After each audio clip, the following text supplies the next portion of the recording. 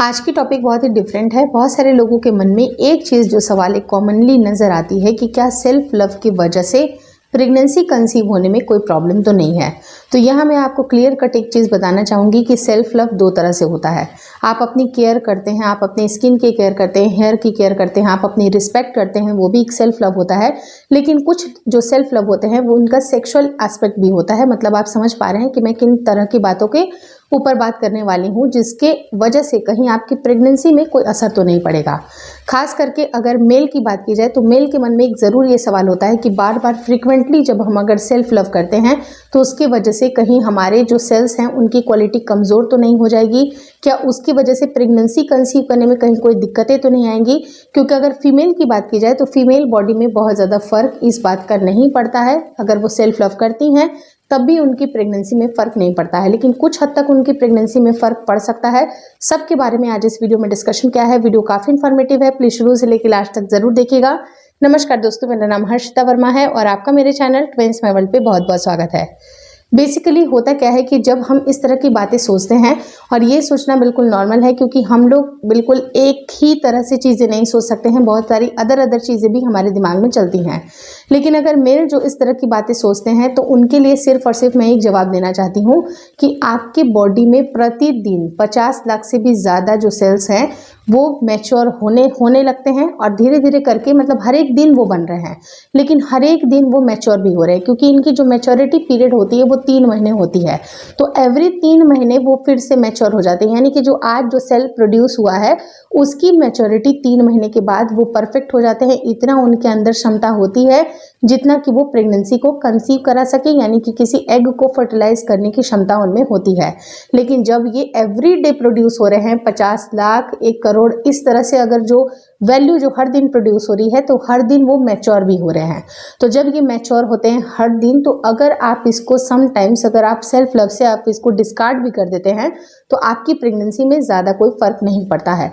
लेकिन कुछ हद तक ये फ़र्क पड़ता भी है। अब देखिए कब पड़ता है। अगर आप 3 से 5 दिन का एब्सटेनेंस रखते हैं तो ऐसा माना जाता है कि प्रेगनेंसी कंसीव करने के लिए आपके ओवुलेशन के टाइम पे आपके जो मेल के सेल्स होते हैं वो हाईली फर्टाइल होने चाहिए, यानी कि उनकी मोबिलिटी अच्छी होनी चाहिए, अंडे की क्वालिटी अच्छी होनी चाहिए, फर्टिलिटी अच्छी होनी चाहिए ताकि आपकी प्रेगनेंसी रुक सके।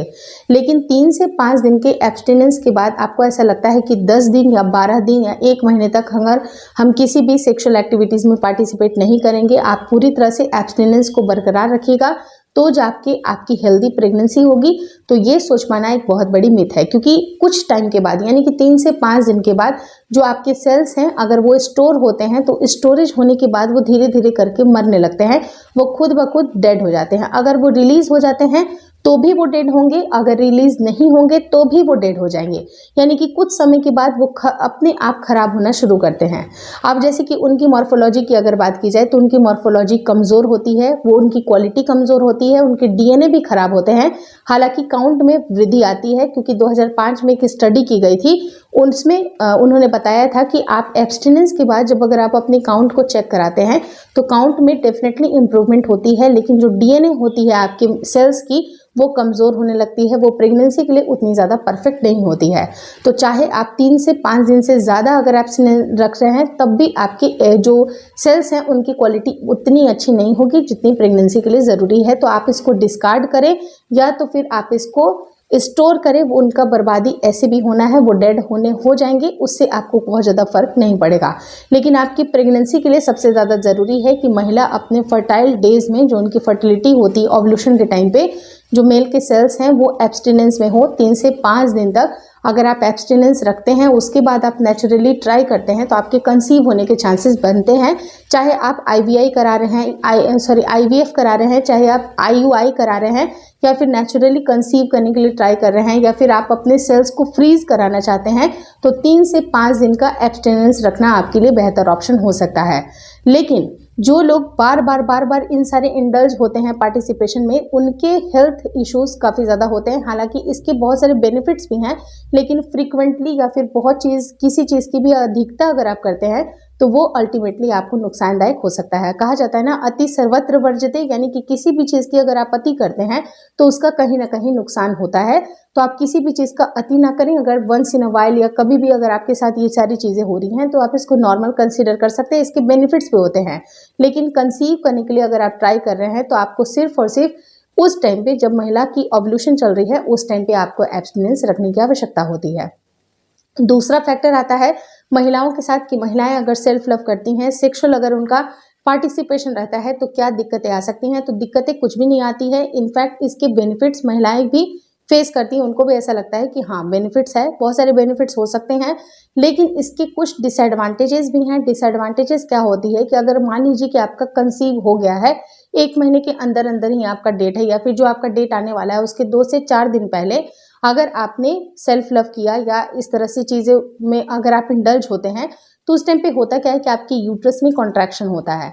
ये जो कॉन्ट्रैक्शन होता है, अगर आपका इम्प्लांटेशन उस टाइम पे होता है तो ये आपके इम्प्लांटेशन को फेल करने के लिए भी कई बार जिम्मेदार होती है। तो इस तरह की चीज़ें आपकी यूट्रस में कॉन्ट्रैक्शन क्रिएट करती हैं, क्योंकि जब भी महिलाओं की फुलफिलमेंट होती है, फुलफिलमेंट के बाद जब कॉन्ट्रैक्शन होता है तो उस टाइम पे ये गर्भ के लिए खतरनाक हो सकता है। लेकिन अगर आपकी प्रेगनेंसी रुकने के कोई भी चांसेस नहीं है, जैसे कि अगर आपका पीरियड जस्ट ओवर ही हुआ है अभी और आपने जब अगर सेल्फ लव किया है उस टाइम पे तो कोई खतरा नहीं है।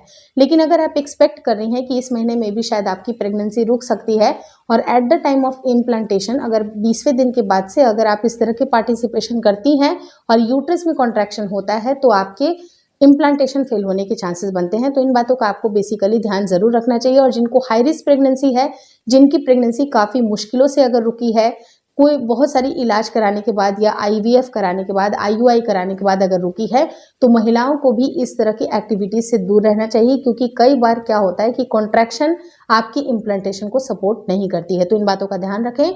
और सारी की सारी जानकारियां जो कि डॉक्टर्स आपको इतने डिटेल में नहीं बताती हैं, मैं एकदम सटीक नॉलेज आपके सामने शेयर किया है मैंने, और आप इन बातों का ध्यान रखिएगा।